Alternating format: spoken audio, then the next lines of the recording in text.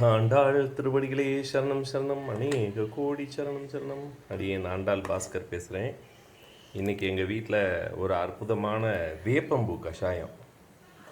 வேப்பம்பூ எடுத்து நல்லா கழுவிட்டு வெயிலில் காயப்படணும். எந்த பொருளையும் ரோட்டிலேருந்து வெளியிலேருந்து கொண்டுட்டு வந்தோம்னா அதை வீட்டுக்குள்ளே கொண்டு வர கழுவிடணும். நல்லா கழுவி வெயிலில் துணியை விரித்து காய போட்டு அந்த வேப்பம்பூவை நல்லா உலர்த்திட்டு 2 நாள் காய போட்டேன். நல்லா இப்படி காஞ்சிருச்சு. அதில் ஒரு 2 ஸ்பூனை போட்டு அதோட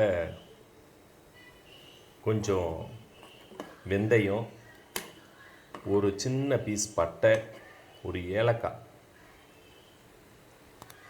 போட்டு சீரகம் கொஞ்சம் போட்டுக்கிட்டு அப்படியே நல்லா 2.5 டம்ளர் தண்ணி ஊற்றினேன். நல்லா 1.5 டம்ளருக்கு வர்ற அளவுக்கு நல்லா கொதிக்க வச்சு இந்த கஷாயம் தான் இன்றைக்கி எனக்கும் என் ஒய்ஃபுக்கும் காலையில். அடியேன் ஆண்டாள் பாஸ்கர்.